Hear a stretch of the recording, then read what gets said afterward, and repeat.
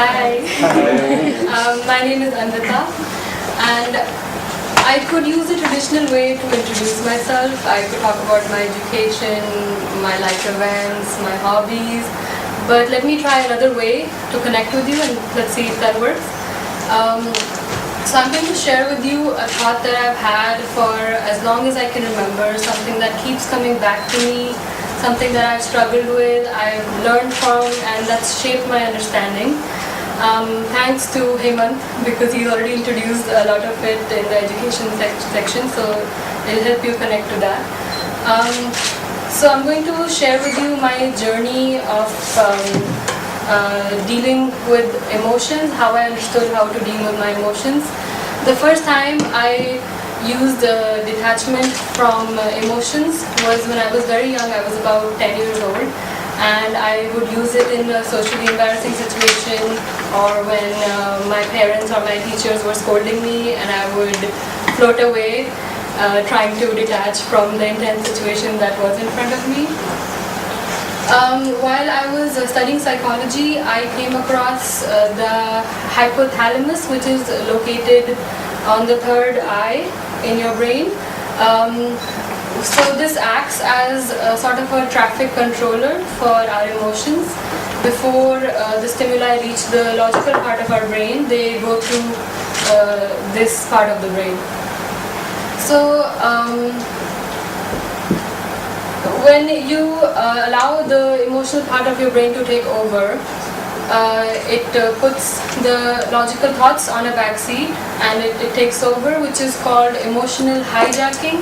And I've experienced this many times in life. I'll share with you two examples. One where it paralyzed me and I was very scared, and the second time after a few years, how I came over this fear, and I was able to deal with an intense situation. So the first time, I was in my last year of my high school in Geneva, and one of my teachers talked to me about how I had plagiarized a few sentences in one of my essays, and this was the last year of my high school, so I thought my future was completely doomed, and I was so scared. I was paralyzed for 2 days in that same state. So, but a few days later, I talked to my parents, I took help from another teacher, and they actually helped me negotiate 2 more days where I could write a completely new essay, which was accepted.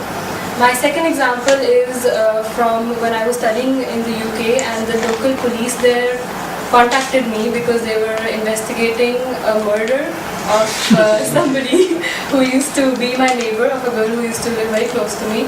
And so they requested me to come to the police station, and I thought it was somebody trying to play a prank, and I used to have the keys to this girl's house, so in case she forgot her keys somewhere. So they were trying to figure out how somebody came into her house, and I was involved in that. So I was scared, but I went in, and I was sitting in a typical Hollywood movie interrogation room, and I answered all their questions very calmly and handled the whole process.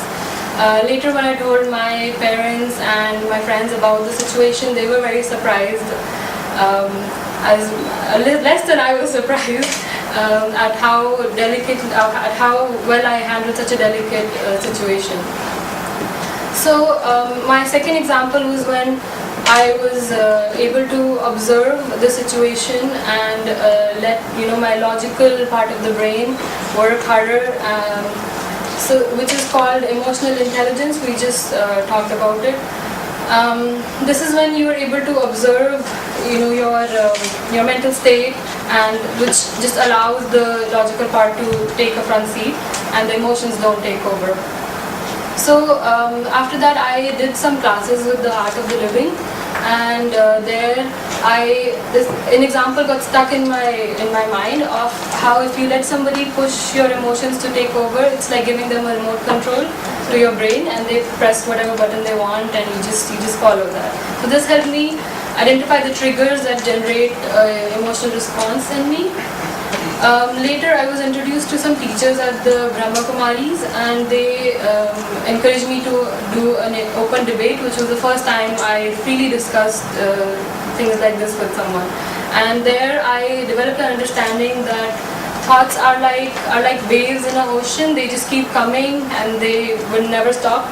So I started to observe my thoughts more in difficult situations than I could earlier, but I realized after that it got exhausting, it got stressful to keep monitoring my thoughts like that.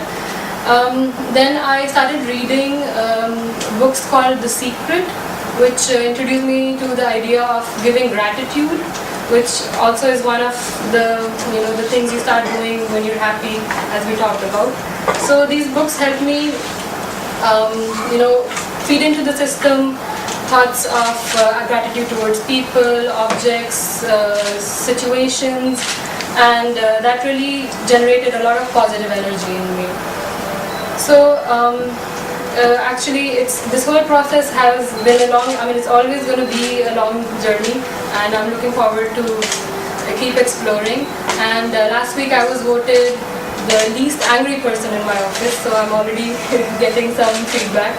I would like to end, I'd like to invite all of you, and next time when you're in a difficult situation, to observe your thoughts and see if you can let the logical part of your brain take over. Thank you.